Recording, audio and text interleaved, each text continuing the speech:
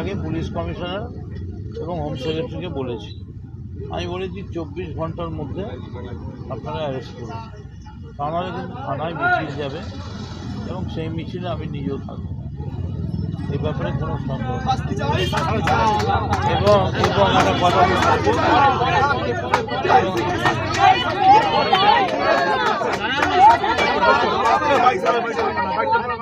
এবং বাবা এবং আমি আপনাদের বলছি, এই যে ঘটনাটা ঘটছে না, এদের পেছনে লোক রয়েছে, কিছু প্রমোটার ঠিকাদার যারা এদের পেছন থেকে মদত করছে।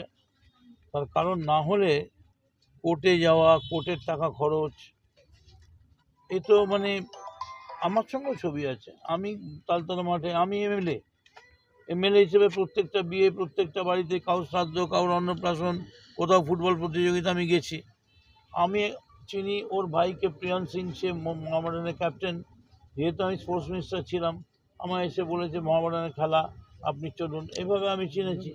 আর ছবি তো এখন সেলফি সবাই সবার সঙ্গে তোলে, কিন্তু আমার সঙ্গে ছবি তুলবে মানে একজন মহিলাকে এভাবে মারবে, আর সেটা আমি বরদাস্ত করবো, এটা তো হতে পারে না। এই জিনিস বন্ধ করতে হবে এবং জিরো টলারেন্স। এবং আমাকে পুলিশ কমিশনার, হোম সেক্রেটারি কথা দিয়েছেন যে কোনো মূল্যে অ্যারেস্ট হবে, যেখান থেকে ওকে অ্যারেস্ট হবে। আমি বললাম যে আপনারা সুবোধ সিংকে রিমান্ডে নিতে পারেন, সুবোধ সিংকে সিআইডি রিমান্ডে নিতে পারেন। আর আপনারা এরা কে, এরা তো সেরকম কোনো ব্যাপার না।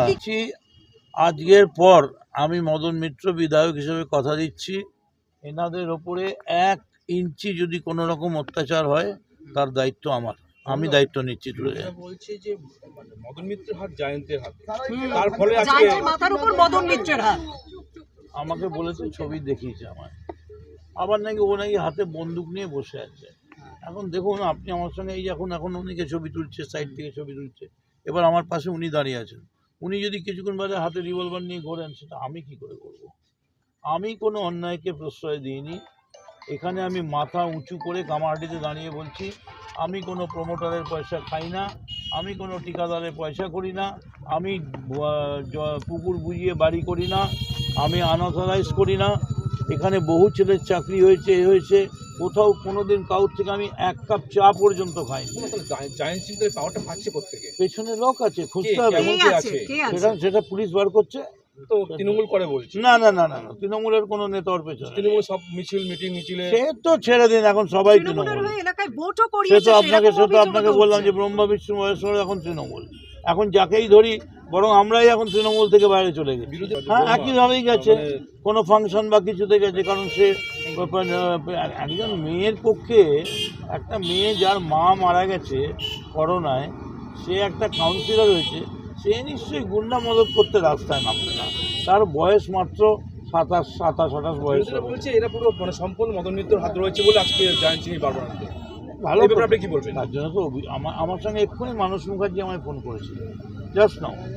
উনি আমায় কংগ্রাচুলেট করলেন যে আপনার বক্তব্য আমরা শুনেছি, আমরা আপনাকে এই মাত্র ফোন করলেন। এবং আরও অনেকগুলো কথা তাদের তিনি বললেন যে আপনি যদি এইভাবে রুখে দাঁড়ান, আমরা আপনার পাশে গিয়ে দাঁড়াবো এবং যে কোনো মূল্যে গুন্ডামিকে বন্ধ করতে হবে। এবং প্রত্যেক বাড়ি তো ছাড়া পেয়ে গেছে। এবার কি ছাড়া পাবে?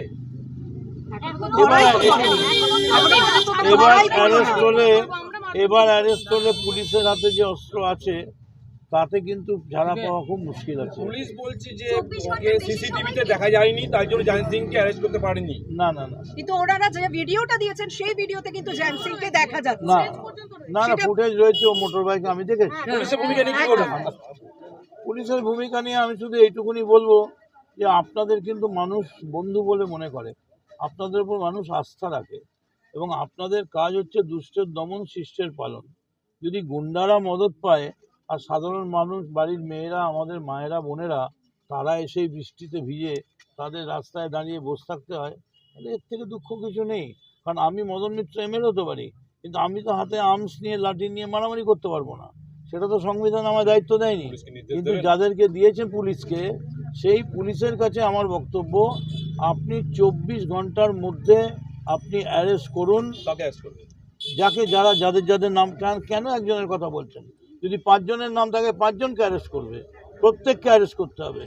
এবং এই মুহূর্তে পুলিশের হাতে যেটা রয়েছে, সেই যে অস্ত্র রয়েছে, বিনা বিচারে আটক করা, এই আমার মনে হয় যে কঠোরতম এমন বেল, এমন কেস দিন, এমন সেকশন দিন যাতে বেল না হয়।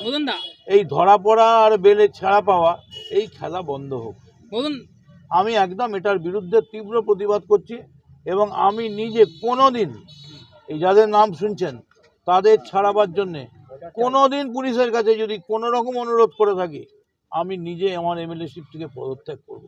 পুলিশ বলুক যে মদন মিত্র টেলিফোন করে আমায় বলেছে। আমি ঘৃণা করি কোনো ঠিকাদারের পয়সা নিয়ে যারা এলাকার মানুষের উপর টর্চার করে, তাদের আমি দেখতে পাচ্ছি। আমার কি আমার মা নেই? আমার মা মারা গেছেন, তার মানে কি আমার মা নেই? আমার মা মারা গেলেও তো তার আত্মাটা রয়েছে। 100% মা কেন আসবে? গোটা এলাকার মা বোনেরা আসবে। এবং হ্যাঁ, এটা তো আমি নিজে দাঁড়িয়ে বললাম, এদের দায়িত্ব আমি নিচ্ছি। আমার হাতে তিনি কি নিরাপত্তার আশ্বাস দিচ্ছেন এখানকার মা বোনেদের? একেবারে একটা কথা মনে রাখবেন, আমি তো বাহুবলী নই বা বাহুবলে বলিয়ান, আমি আর্মস নিয়ে ঘুরি, আমার রিভলভার লাইসেন্স আছে, এসব কিছু নেই। কিন্তু আমার সঙ্গে মানুষ আছে, আমার সঙ্গে কামারহাটির মানুষ আছে, আড়িয়াদহর মানুষ আছে। এবং তাদের সামনে আমি বলতে পারি মাথা উঁচু করে যে আমার বিরুদ্ধে তাদের অভিযোগ করার মতো কোনো কারণ নেই। আমি তাদের সঙ্গে আছি এই লড়াইতে, এবং এই লড়াইতে যাতে জয়যুক্ত হন এবং তাদের দাবি অবিলম্বে মানা হয়।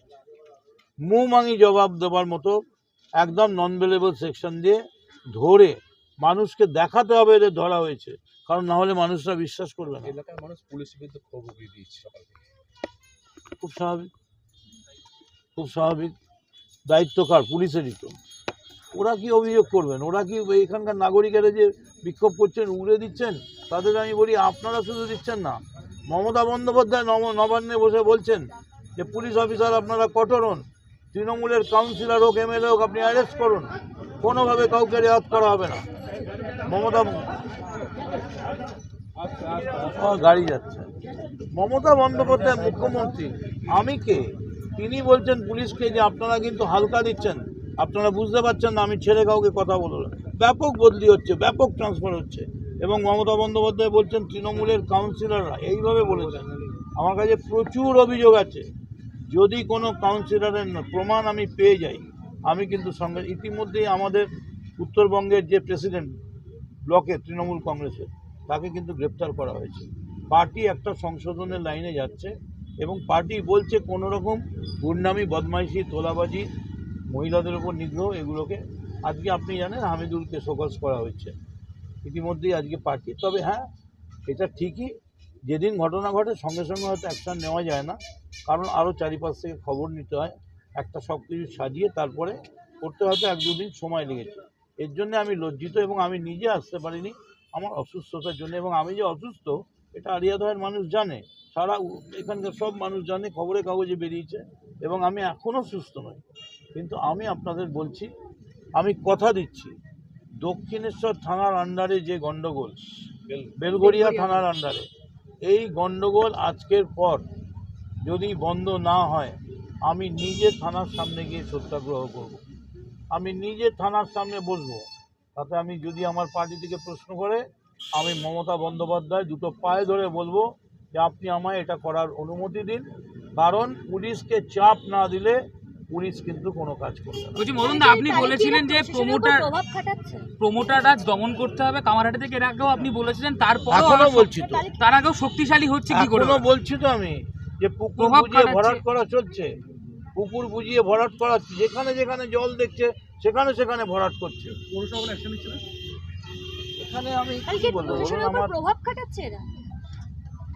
কাউন্সিলরদের ব্যাপার আমার পক্ষে, তবে এইটুকুন আমি বলতে পারি, বহু কাউন্সিলরই এখানে, আরও কাউন্সিলর আছে এখানে। আমি মিঠুকে দেখতে পাচ্ছি, মিঠুর বহু কাউন্সিলর, আমি দীপ্তাংশুকে দেখতে পাচ্ছি, বহু কাউন্সিলর গায়ে হাওয়া লাগিয়ে যা ইচ্ছে তাই করে ঘুরে বেড়াচ্ছে।